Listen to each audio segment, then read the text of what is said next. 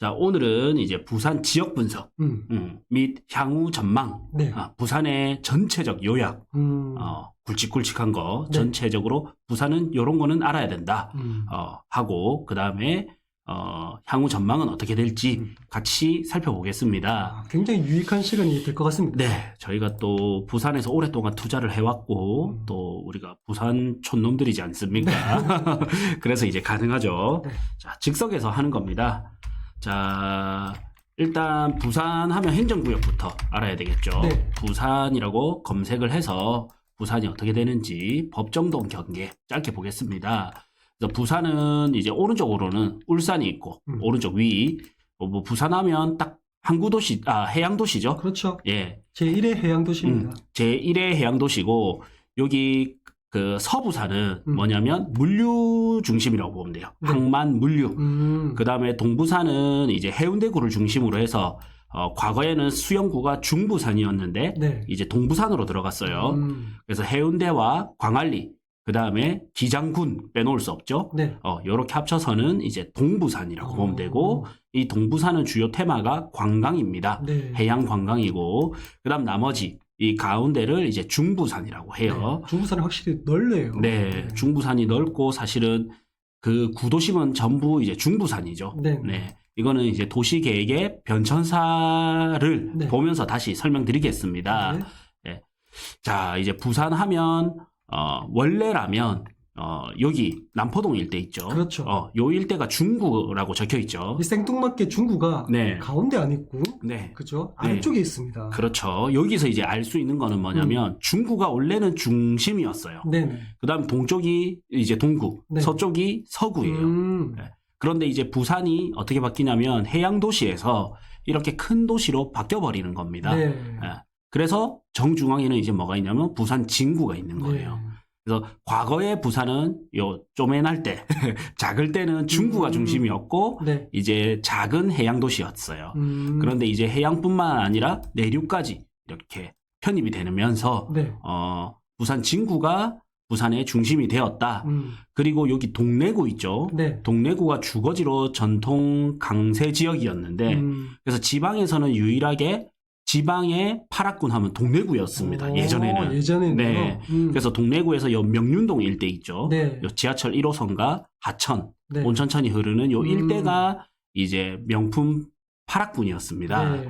근데 부산의 지역적 특색이 잘 묻어나는데 이 다른 지역, 특히 대구만 가더라도 학군지가 밀집되어 있잖아요. 그렇죠. 응집되어 있는데 네. 부산은 퍼져 있어요. 그러니까 여기서 뭐를 알 수 있냐면 부산 사람들은 내 잘났네.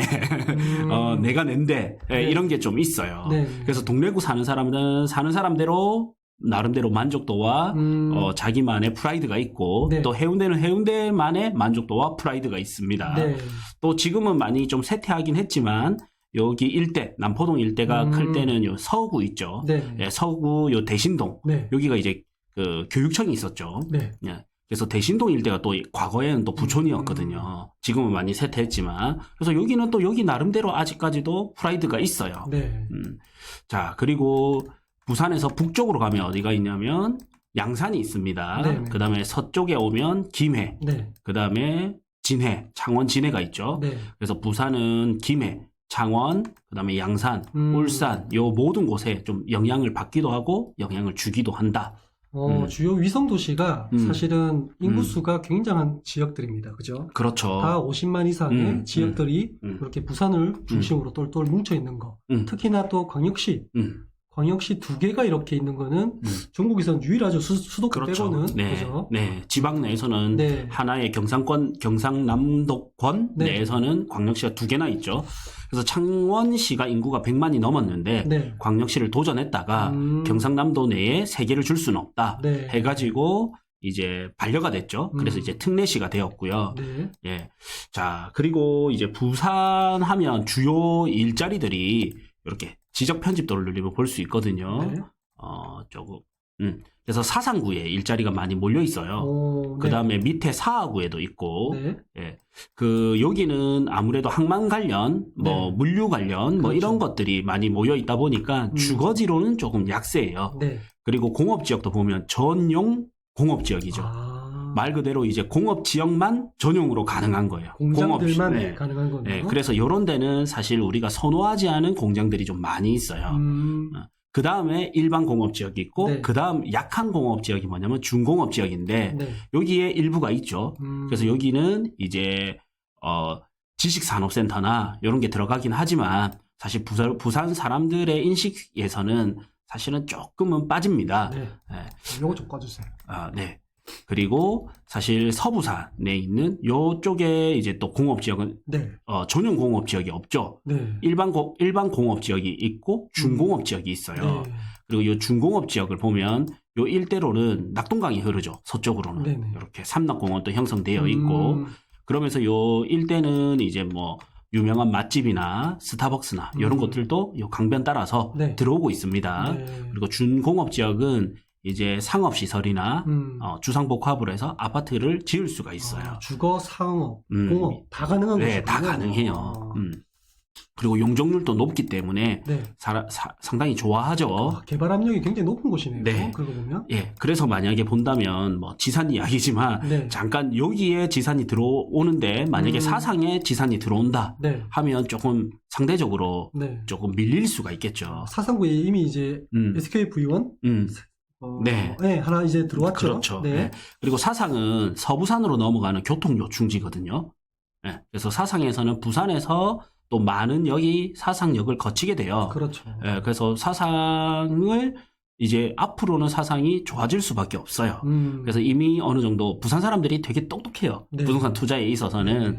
그래서 많이 반영이 되긴 했어요. 노선도 지금 계획된 노선도 몇 개 있습니다. 그렇죠? 네, 많이 있어요. 하단선이라든지 그리고 우리 부전 전철 복선 전철, 부전 마산 복선 전철. 전철. 그 중앙에 이제 사상이 있죠. 그러면 노선이 4개나 되네요. 네, 4개가 됩니다. 그래서 이 지방에서는 한 섹터에 4개 노선이 있는 엄청나죠. 게 보기 드뭅니다. 수도권에서도 네. 사실은 그렇죠. 커더블럭 힘들죠. 네. 그래서 사상이 어떻게 보면 이제 서부산으로 넘어가는 교통요충지에 있다. 그래서 사상이 잘 돼야지 서부산으로 원활하게 넘어갈 수 있고 또 서부산이 잘 되면 결국에 사상의 에너지가 좋아진다. 네. 그래서 사실 사상의 상가 가격이 굉장히 높게 형성이 돼 있어요. 이거 좀 꺼주세요. 네, 이게 계속 나타나네. 네. 자, 그리고 뭐 지금 부산은 사실 일자리가 많이 쇠퇴하는 도시였거든요. 그렇죠. 그래서 일자리 따라서 울산으로 가고 김해로 가고 창원으로 가고 네. 거제도로 가고 이미 또 양산도 가고. 네, 양산으로 가고 많이 흩어졌는데 이제 첨단 일자리가 많이 들어왔어요. 오. 그게 이제 센텀시티죠. 네, 센텀시티가 이제 혁신 도시로 해서 영화 영상 네. 이렇게 해서 영화의 정당이 그렇죠. 있고 그다음에 요 위로 해서는 다 이제 요쪽에 지식산업센터들이 네네네. 들어와 있습니다. 네. 요 지산들이 보면 굉장히 잘 되어 있어요. 네.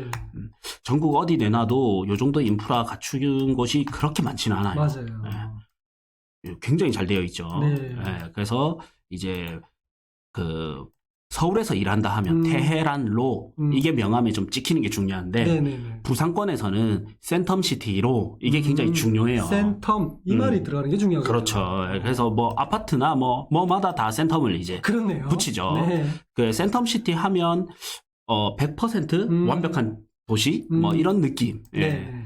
좀 검색하면 나옵니다. 그렇죠. 네, 그래서 센텀이 부산에서는 주는 의미가 굉장히 크다. 완벽에 가깝다라는 그런 뜻이기 때문에 네. 그렇죠. 이 네. 도시 인프라가 굉장히 좋은 지역으로 이렇게 우리가 알고 있죠. 예. 그리고 학군을 보면 사실 부산은 학군이 흩어져 있어요.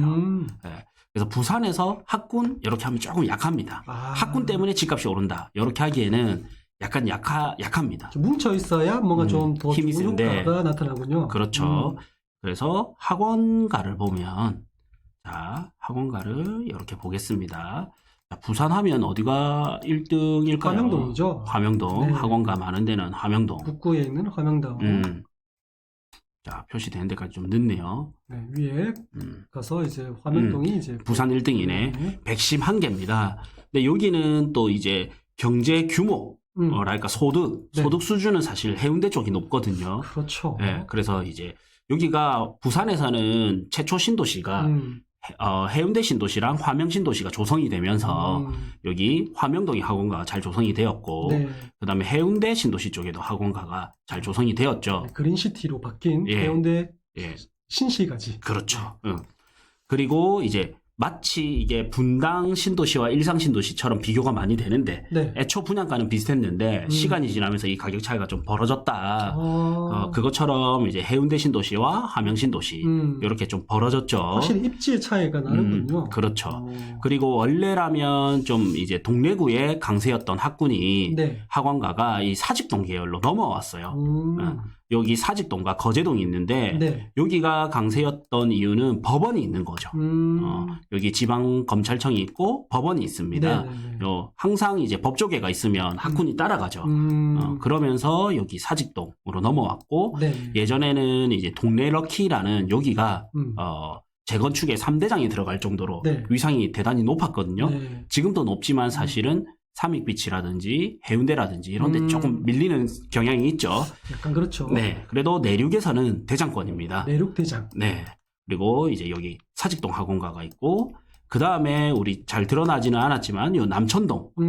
사실 전통 학원가. 네. 그 다음에 부촌. 요게 네. 남천동이에요. 그렇죠. 영화 소재로도 좀 많이 나왔을 정도로. 그렇죠. 네. 남천동은 원래 부자 동네. 이런 거는 아마 다 인지하고 있을 것 같아요. 그렇죠. 그래서 남천동이 사실 학군으로는 빼놓을 수가 없는 게 남천동이에요. 네. 이게 학원가도 중요하지만 사실 이제 더 올라가면 뭐가 있냐면 가회. 가회를 봤거든요. 근데 여기는 가회도 잘 되어 있는 게 남천동이에요. 네. 그리고 학원가는 여기 센텀이 잘 돼 있어요. 그런데 가회가 잘 된 거는 또 마린시티예요. 부산의 이제 부촌이죠. 네네. 마린시티. 예. 이렇게가 이제 학군이 잘 형성이 되어 있습니다. 그래서 요약한다면 이제 신도시가 있던 화명동, 네. 그 다음에 해운대 신시가지 있고, 그 다음에 전통 부촌인 동네에서는 여기 사직동으로 조금 넘어왔고, 네. 그 다음에 남천동, 그 다음에 센텀시티, 그 다음에 가회까지 보면 마린시티. 네. 이렇게 좀 잘 형성이 골고루 좀 퍼져 있습니다. 말씀대로 진짜 골고루 퍼져 있네요. 네. 우리가 보통 다른 지역 하면 이 지역은 교육 특화 지역 뭐 몇 개 생각나는 지역 있잖아요. 네. 그런 지역들 보다가 이렇게 퍼져 있는 지역 거의 드물어요. 드물죠. 네. 그래서 어떻게 보면 저는 개인적으로는 서울보다도 서울이 더 단순해요. 서울은 이제 학원가 하면 대치동, 네. 그 다음에 일자리도 강남. 네. 그래서 강남이 가장 중심이고 강남에서 얼마나 접근성이 좋으냐. 네. 이 순으로 서열이 나열이 되거든요. 그렇죠. 근데 부산은 조금 달라요. 서로 자기만의 프라이드가 되게 강해요. 그렇네요. 저 부산 사람들의 특색이 잘 묻어나 있죠. 이런 데 보면. 네. 그리고 이제 앞으로 좀 떠오르는 것이 명지 신도시가 있는데 네. 이 명지 신도시가 국제 신도시거든요. 그렇죠. 국제 신도시죠. 송도 국제 신도시나 고덕 국제 신도시나 그다음에 제주도는 국제 신도시가 아니라 국제 자유도시로 들어가거든요. 그래서 제주도도 또 교육이 잘 되어 있잖아요. 네네네. 영어 교육 도시. 네. 그다음에 송도에도 에드윅이었나? 체드윅. 네. 체드윅에 또 잘 되어 있죠. 그래서 명지도 사실 약간 잠룡이랄까? 사람들이 많이 기대를 하고 있거든요. 네네네. 근데 이 명지가 꽃을 피우는 시간이 사실은 언제가 될 수 있냐면 여기 에코델타 시티 있죠. 네. 에코델타 시티가 들어올 때쯤에 부산시에서는 서부산 권역을 4대 도심으로 해서 굉장히 키울 거예요. 네. 그래서 이 에코델타 시티가 굉장히 중요합니다. 그래서 에코델타 시티가 잘 된다면 네. 사실 국제자가 붙는 명지 국제 신도시가 더욱 힘을 받을 수밖에 없어요. 네. 에코델타 시티에 입주할 때 순간적으로는 흔들릴 수 있지만 이 신도시가 항상 떨어져서 들어오면 수요를 흡수하거든요. 네. 근데 이게 붙어 있잖아요. 그러면 서로 시너지 효과를 발휘해요. 근데 이게 붙어 있어요. 네. 그러면 서로 시너지 효과를 나중에는 내게 된다. 네. 그래서 부산에서는 네 번째 도심으로 해서는 강서 도심으로 해서 여기가 들어가거든요. 앞으로 강서구의 시대가 또 열릴 수도 있겠네요. 그렇죠. 그게 언제냐면 2030년 전후로 열릴 거예요. 이거는 도시기본계획을 보면서 나중에 또 설명을 해드리겠습니다. 네. 그 다음에 이제 부산의 주요 교통 라인을 보면 일단 지하철 1호선 라인이 있죠. 네. 지하철 1호선 라인이 있었는데 이제 2호선이 들어오면서 2호선이 여기 해운대를 들어가거든요. 초록색이 이제 2호선이죠. 네, 빨간색이 1호선. 이제 1호선이고 네. 예전에는 요 1호선이 강세였어요. 네. 그런데 이제 2호선 라인으로 이게 부가 이전됐죠. 그러면서 해운대, 수영구, 네. 그 다음에 여기 남구, 대연동, 요런 데가 이제 강세였습니다. 딱 봐도 1호선 같은 경우는 도심을 지나가는 게 조금 보이고요. 그렇죠. 2호선 같은 경우는 바닷가 라인. 이쪽 라인으로 좀 지나가는 게 좀 눈에 띄어요. 그렇죠. 그러다가 1호선에 이제 재개발, 재건축이 많이 일어났거든요. 네. 그러다 보니까 요 1호선을 끼고 있으면서 1호선 라인에는 바다가 없죠. 네. 그러니까 요 온천천, 강라인, 예, 하천라인, 예, 천라인 따라서 많이 발전하게 되었거든요. 그래서 뭐 명륜자이라든지 요런데 뭐 아이파크라든지 요런데 네. 보이죠. 네. 뭐 요런 데가 계속 들어서면서 강세를 보였어요. 그런데 이제 2호선 라인 따라서 또 재건축이 있지 않습니까? 네.